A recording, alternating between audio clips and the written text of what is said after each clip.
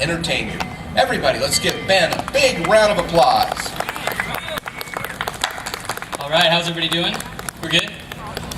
Well, I figured that today, because we're at Squirrel Fest, I need to tell you a story that some of you guys may not have heard, and this is the true story of how the Nutty Narrows Bridge came to be. So our story begins with two squirrels, okay? One was named Acorn, the other was named Nutty.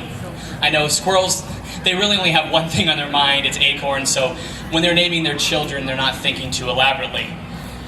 Acorn was the epitome of an alpha squirrel. He was what you think of when you think of bright-eyed and bushy-tailed. He could run, he could jump, he could climb a tree in a single bound. Now, Nutty, he was more of a thinker squirrel. Nutty liked to spend time inside of a tree. He liked to be with his mom, help organize the acorns to make sure that everybody got one. Acorn was much more of a dominant squirrel, and his father loved Acorn and he kind of struggled with Nutty, whereas Nutty's mom and Nutty spent a lot more time together. Well, see, with squirrels, there's this thing where we see a road as something that we just drive by every day.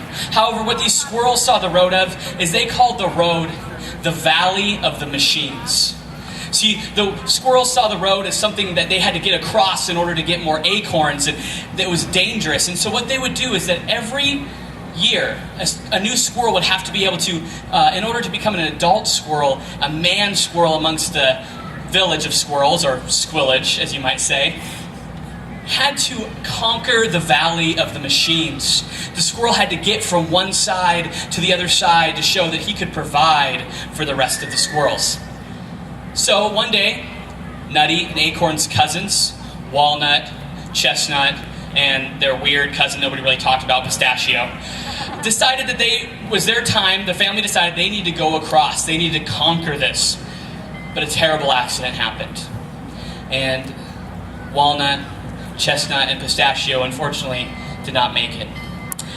And this made the family and the village of squirrels, the squillage, so angry that they called a meeting. They called a meeting back to Lions Island. Many of you guys don't know that's where the squillage is. They all meet at Lions Island. And they had a council meeting. They had to figure out something to do about the humans in the Valley of the Machines. Well, Nutty was different for a couple reasons than the rest of the squirrels, but one of the reasons that Nutty was a little different was because Nutty could understand humans. He could understand what they were saying. He saw humans as somebody who he could understand what they're saying, but also he could relate to them. Whereas the rest of the squirrels just saw them as these people who were driving these machines that would destroy them. So in this council meeting, they were so angry and so upset at what had happened, they decided they needed to do something. And Nutty finally spoke up and said, no, the humans, they're just like us. They're just trying to make it through life. Well, this infuriated Nutty's father. Theodore D. Talltails is his name, and he was not a happy man. And he decided that he needed to get rid of Nutty or do something about it. So he said, Nutty, today is the day that you are going to go across the Valley of the Machines. Nutty knew that he didn't stand a chance. His mom came over to him and hugged him and said she would see him soon, even though she knew what she was really saying was goodbye. She put a few acorns into Nutty's knapsack and sent him on his way. Well, Nutty had a few more moments, and he sat down by the water, and he thought, what am I going to do? How am I going to make it? I don't have what it takes to make it across the Valley of the Machines. And then he began to see this boat begin drifting away from the dock on the water. And there was a young person in the boat, and there was a older person over standing on the shore panicking, and this young person frantically began trying to get the water out, and he realized that this boat was about to sink. And so Nutty didn't know what to do. He hopped onto a lily pad and he started paddling his way out to this boat. He hopped in and he looked down and he saw that there was water coming out of these 4 holes. And he looked at his knapsack and he had exactly 4 acorns. And he stuffed those acorns into the holes. He plugged up the water and he helped get that boat back to safety. Well, the young girl, she leapt from the boat and into her father's arms, and he hugged her. And he was so happy she was okay. And he looked at Nutty and said, how can I ever repay you? His name was Amos. Many of you guys might know that Amos is the man who helped build the Nutty Narrows Bridge here. 1963, March 19th, 1963. And Nutty was like, I can't talk to you. What am I supposed to say? So he began to try to communicate to him what it is that he wanted. What he had realized is that much like the squirrels couldn't get across the Valley of the Machines, that the humans needed something to help them get across the water. And so he realized that the thing that had built the bridge that we know it is what the squirrels needed. They needed something to get them across safely. And so he frantically began pointing, and in a horrible game of charades, they began guessing. He's like, ice cream truck, grass, and Nutty kept shaking his head, no. And finally he said, oh, you want a bridge. You need a bridge to get across to the other side. And Nutty nodded his head, yes. And so Amos, that day, March 19th, 1963, he built a bridge so that all the squirrels for the rest of the century could travel safely across the land of the machines, and they could live safely together. Yeah, that's right. That's a very good response. So today, as we enjoy Squirrel Fest, as we enjoy the fun, the music, remember Nutty. Remember the courage and the bravery that he showed, and remember that he's a representation that we are supposed to live as humans and squirrels in harmony together. Thank you. Thank you so much, Ben. Thank you, sir.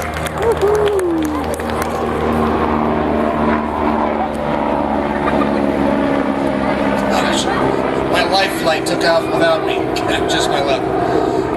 A little bit more about Toastmasters here in Longview. The club that I belong to, Early Words, meets at 6:05 a.m. See, it makes me stutter even now. But 6:05 a.m. every Tuesday morning, Canterbury Inn on the second floor. Great time, great fun people to hang out with. Our next presenter this afternoon is also a member of our club, Marty Kay. He's going to be talking to us about, gosh, what could he possibly be talking about? Probably about squirrels, probably about Longview. Could be almost anything. Come on up, Marty. Marty is also a student at Lower Columbia College, another member of the Lower Columbia Fighting Smelt, one of the really cool additions to our club. Please help me welcome Marty Kay. Thank you, Pat, and thank you, Ben, for a wonderful tale about the history of Squirrel Fest and the Nutty Narrows Bridge. Now that you guys have all been entertained with Ben's lovely story, pay attention, listen close. I have a story that can help you enrich your life and the quality of the lives around you, and make sure that you stay out of trouble. Now, high school taught me a number of things. Some of those things I'm not going to tell you because I've agreed never to speak of those again.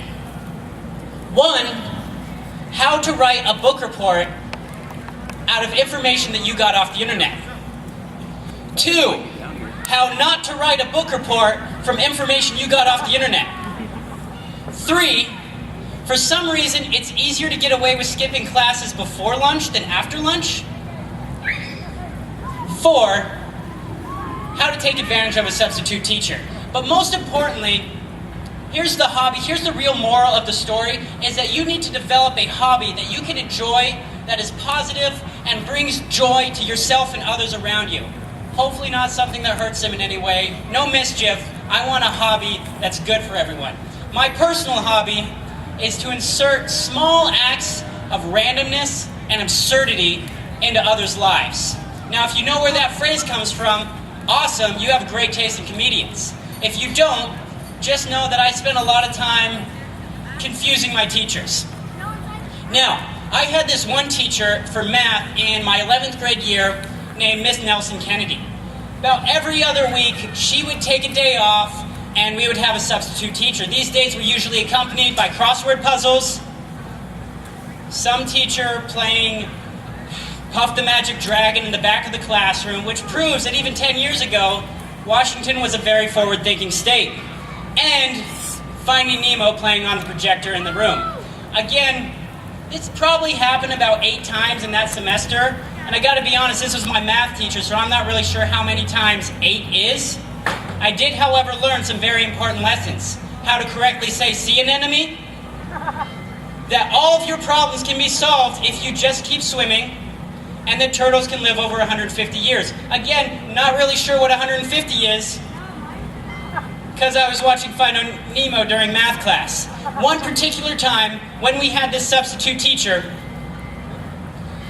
there was a kid behind me, and he took this huge black permanent marker, and he was just drawing all over this desk, and he almost had half of this desk by the end of the day, and obviously he was going to get in trouble for it.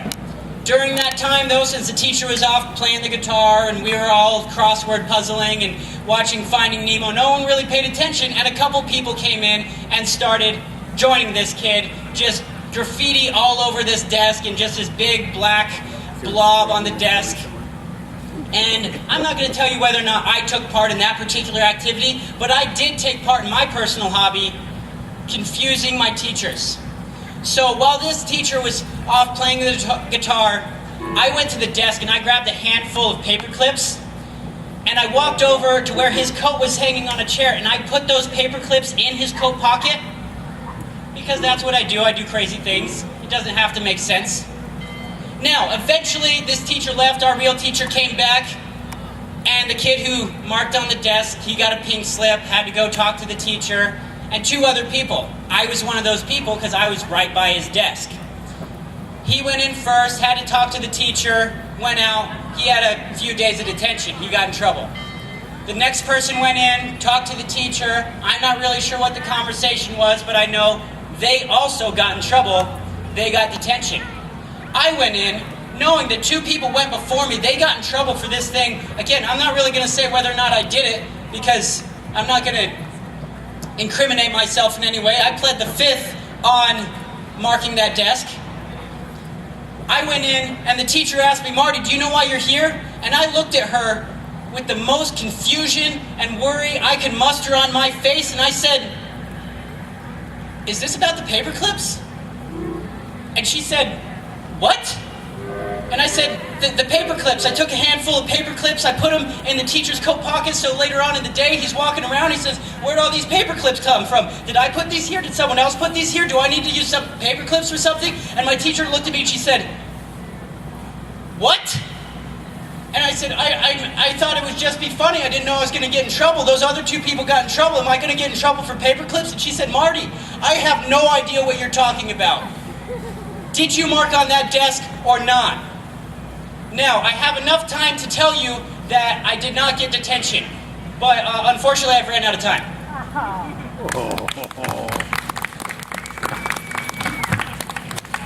Okay. Thank you so much, Marty. I would like to make an open invitation. Is there somebody out there that has a crazy, funny, tall tale story that'd like to come up here and tell it? Anybody? Well, it's always worth a try. We're always trying to be very inclusive in our Toastmasters group to make sure... Oh? Mom's being nominated, and Mom is shaking her head no. We have one more performer that's scheduled for today. His name is John Lawless. John's going to come up, and I am sure, based on the other things I've heard John talk about, it's going to be absolutely truthful. It's going to be completely funny. So give a great warm welcome to John Lawless. Good afternoon. Hello there. Today we're here at Squirrel Fest. I hope you're having a great time today. I have the strange ailment that I ask strange questions. And I don't find answers, so I begin to search. And I have a strange question today. What happened the first time a human and a squirrel met? Years and years ago, when I was a young man, I met a very old but very wise man. And he told me a story that he said was true. But he told me it was a secret. and I could not tell it to anyone. So for the last 50 years, I've been hiding this secret story, and I think it's time that I share that story with you people today. I want you to go on a trip with me, not just in distance, but in time. I want to take you back to a time hundreds, if not thousands of years ago. There was this beautiful garden. The garden was huge. I mean huge. It was bigger than Longview and Kelso combined.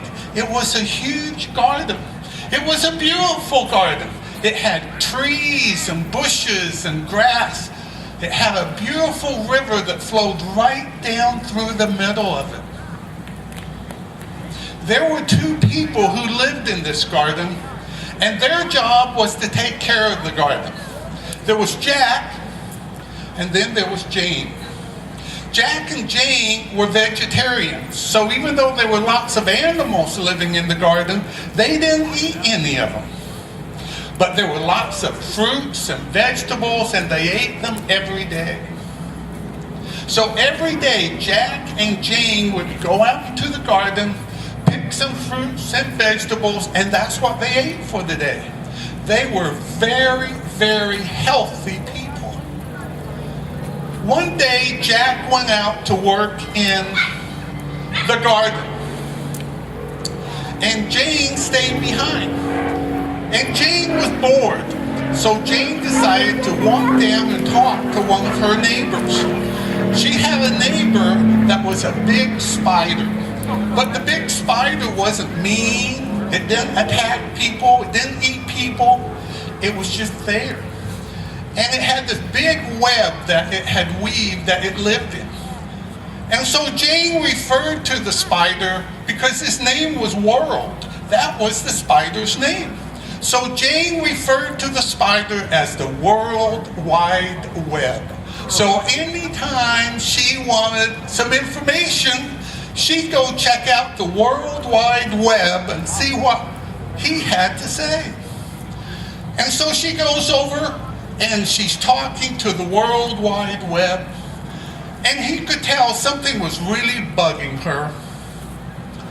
And he said, "Jane, what's bothering you?" She says, "You know, I love fruit and vegetables, and I love helping in the garden, but I'm bored. I want something else besides just fruit and vegetables every day." And so the World Wide Web says to her, "You know, you need to add nuts to your diet because nuts are good for you." And Jane thought for a moment. She thought, it's coming from the World Wide Web. It's got to be true.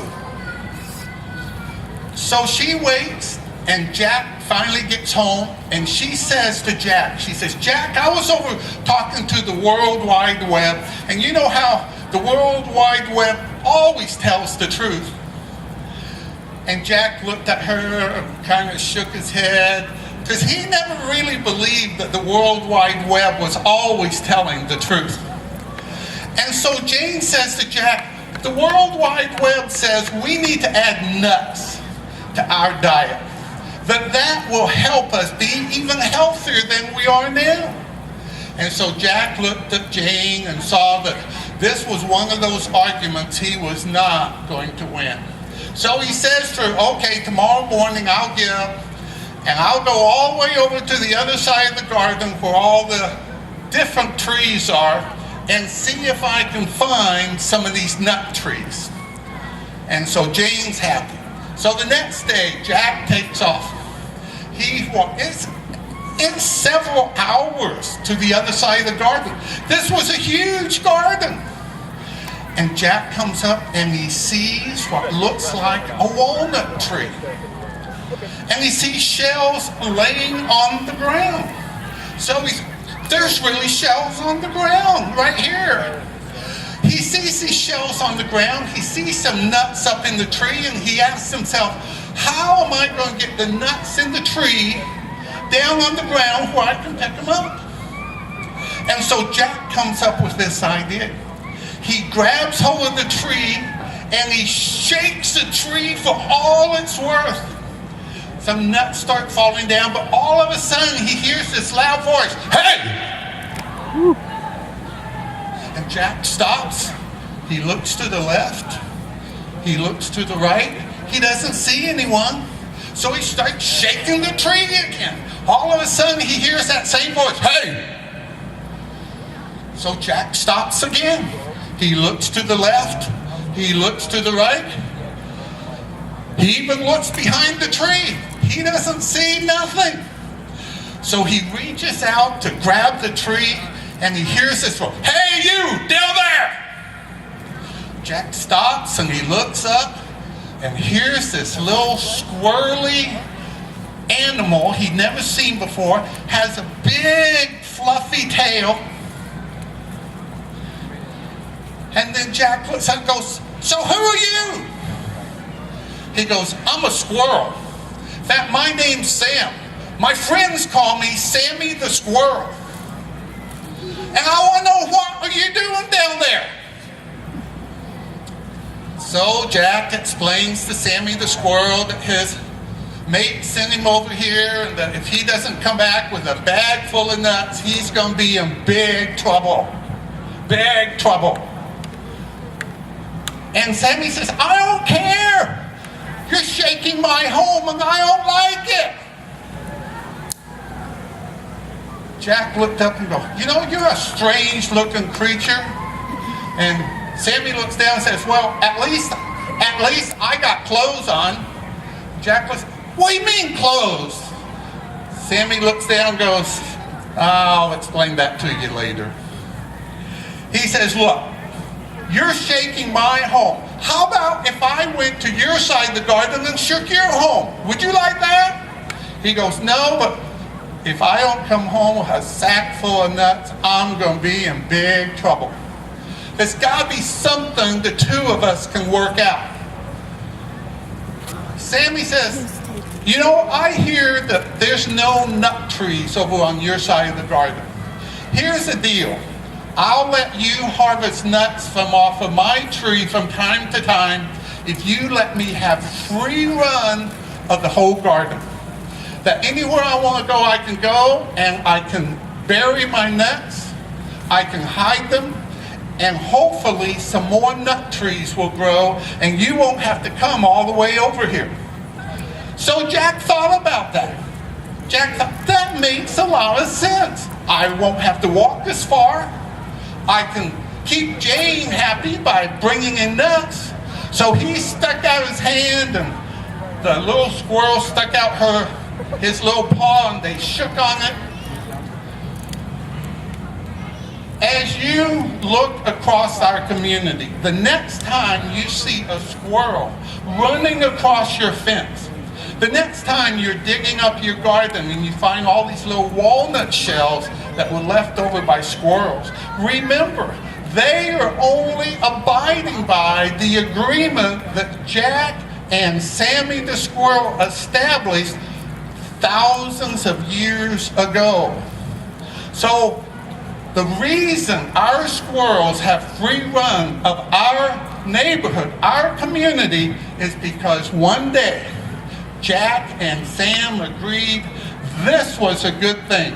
And this is a good thing for us, for our squirrels, and for those coming after us.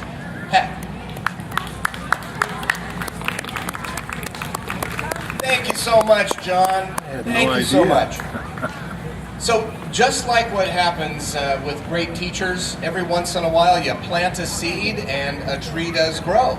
I made an offer to the audience, and I do have one person who would like to come up and tell a story.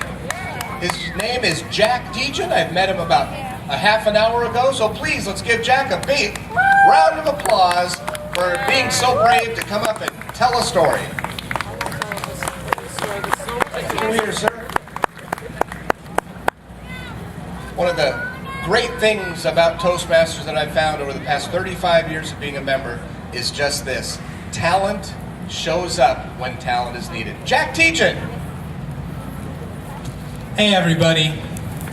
So, obviously, because I was just solicited to do this about half an hour ago, I have no story prepared, but I can think of one that you all might enjoy that's related to Squirrel Fest. So, I've been in Longview for about now around 10, maybe 50 years, and since my childhood, while I've been growing up around here, I'd always drive by the lake, and I'm sure you've all noticed this. The lake has multiple islands in the middle of the lake, and Lion's Island is obviously connected with a bridge. There are several other islands that are a little bit more wild. There's no bridge connecting them, and that don't seem to be really inhabited.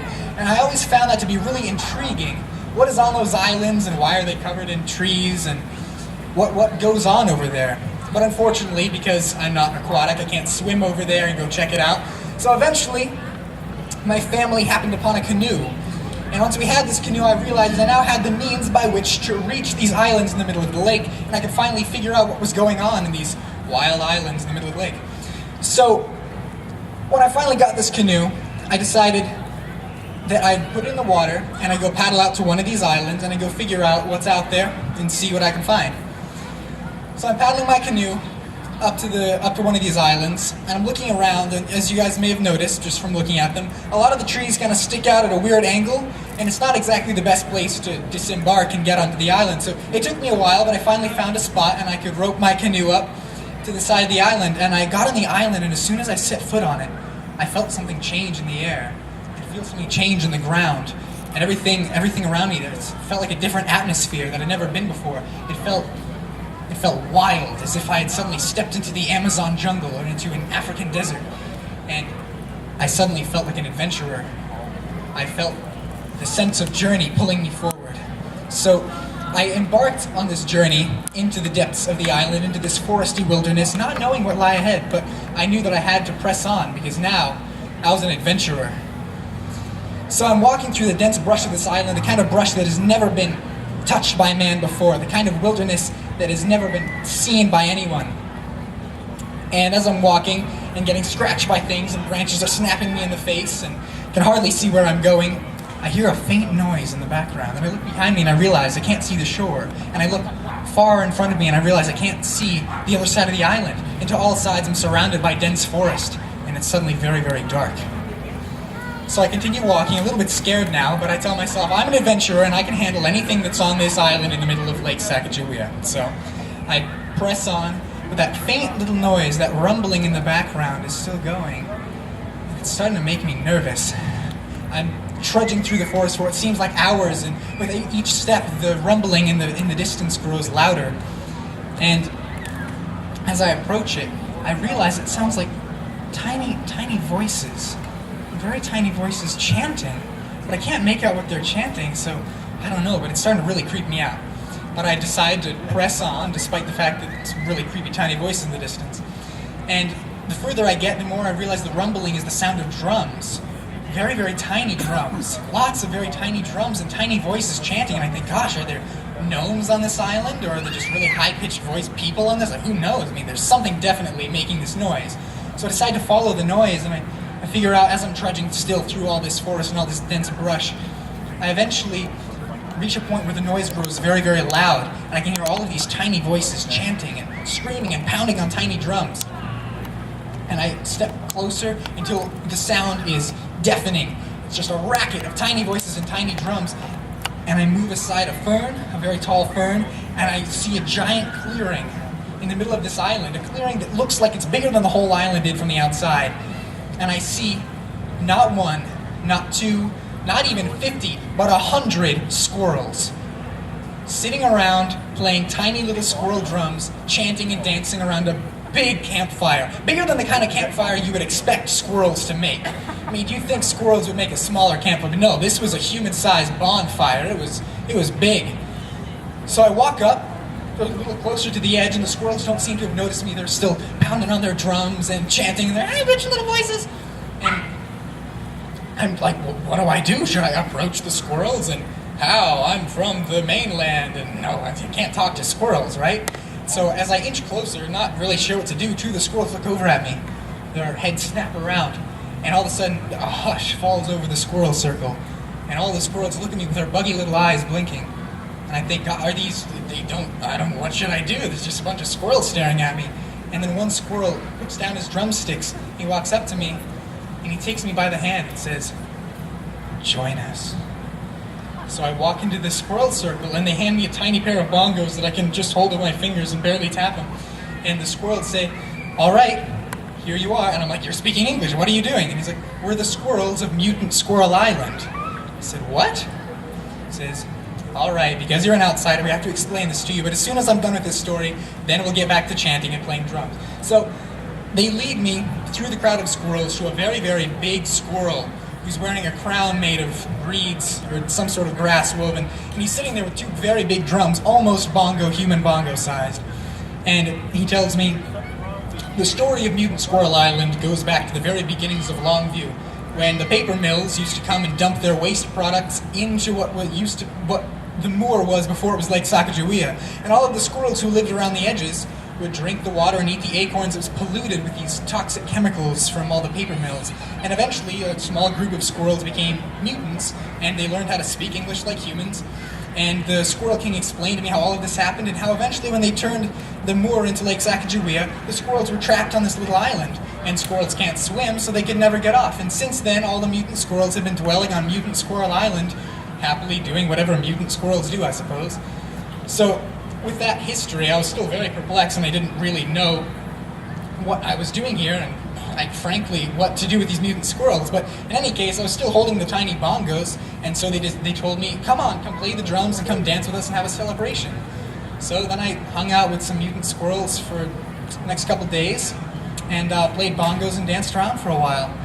And when I finally left that island, I got back into my canoe, which was still waiting there, and I went back to shore and started to tell everybody that I could meet that, oh my gosh, there's all these mutant squirrels, the island is vast, and it's an entire civilization, and they can make tiny bongos, and they speak English, and we need to tell science about this. And of course, nobody believed me.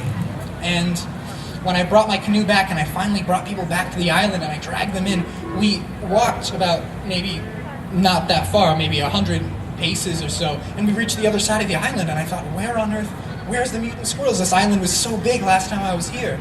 And no matter how many times I've returned to that island, I can't seem to find the mutant squirrels anymore. I'm not sure if I just imagined it or what, but it was a crazy experience to have in the middle of Lake Sacagawea. Yeah, that's my story about squirrels for you all.